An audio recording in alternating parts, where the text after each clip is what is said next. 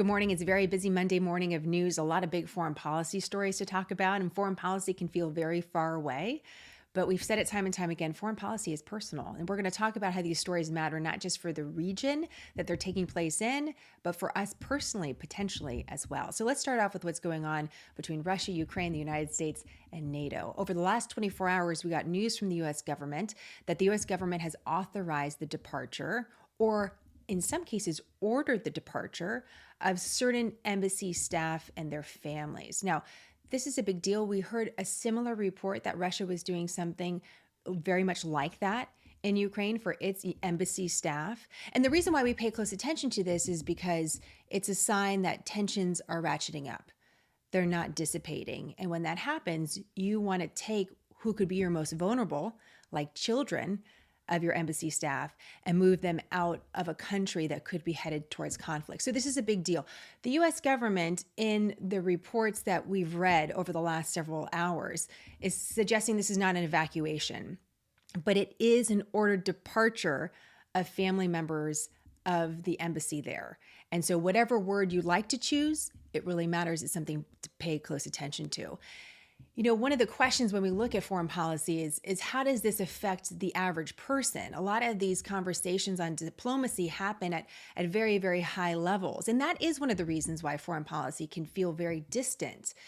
But this situation between Ukraine, Russia, and beyond has impacted your everyday people for years. And I want to show you how. So let's go back to 2014. 2014, we were headed at this time towards the Winter Olympics that were actually taking place in Sochi, Russia.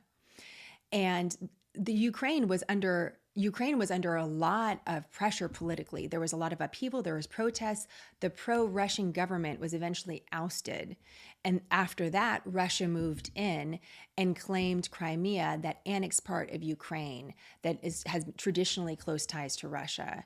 And that is really when the fighting between Ukraine and Russia started. And it's continued for several years. And that's important. It started and it never really stopped. It's gone through ebbs and flows, but it hasn't really stopped. And that's led to thousands of people on both sides being killed that were engaged in fighting, but thousands of innocent civilians also being killed. In fact, in 2014, this is a story that I'm sure you'll remember, but it's important here to bring it into the conversation about how outsiders, those outside Ukraine and Russia can be impacted by this conflict. It was Malaysia Flight 17, and that was flying from Amsterdam to Kuala Lumpur.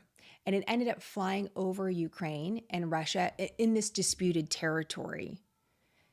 And a rocket shot down the plane. And you had more than 300 people killed, including 80 children. These were innocent people from all over the world that just happened to be on this plane that was flying over this disputed territory. This was investigated, and it was found that a Russian missile was responsible for downing this plane, and that it was likely tied to these Russian separatists or Russian forces in the area. And that's sort of where it ended up, the investigation, that it was potentially a mistake that just sort of happened, that the flight was mistaken for something more aggressive. But either way, these people lost their lives. And we don't want to forget that. The reason why this matters to bring up today is in the aftermath of this, sure, there were some sanctions. Yes, there was an investigation. Yes, Europe pointed at Russia. But this sort of just happened and life continued. And it's a really big deal. It's a really big deal that this passenger plane was shot down by Russian forces. And life sort of continued, and the conflict continued, and here we are today.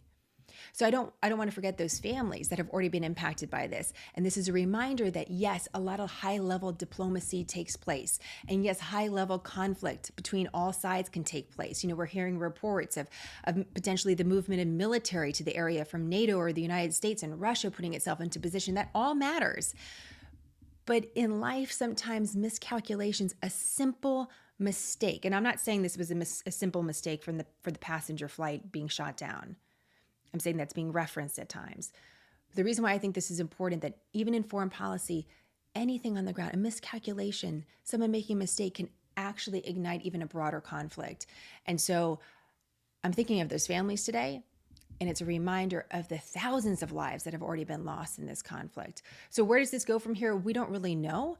It's important to watch the media reports. We saw the U.S. very aggressively engaging the media. And I say aggressively, not in a negative connotation, but giving interviews on this topic. The Secretary of State is out in front talking about it. We really want to watch what comes from the State Department today and also from the President of the United States. In the meantime, what is Russia doing?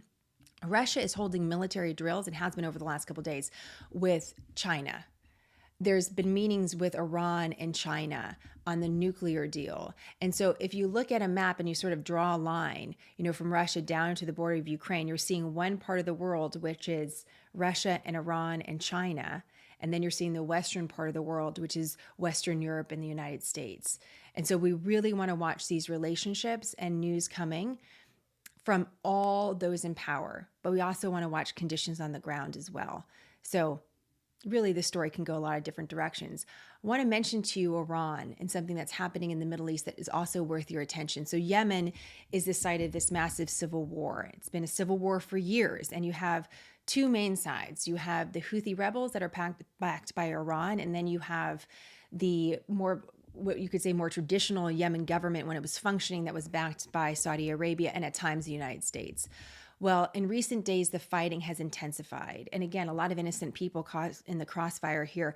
Yemen is the site of one of the worst humanitarian crises in the entire world, famine that is affecting families just like yours and mine, because they're caught in Yemen between the fighting of these two sides. So what we've learned is that the Houthi rebels, again, backed by Iran, have apparently fired missiles or used drone technology to attack the UAE, which is really aligned with Saudi Arabia when it comes to this conflict. This happened last week. It happened again today.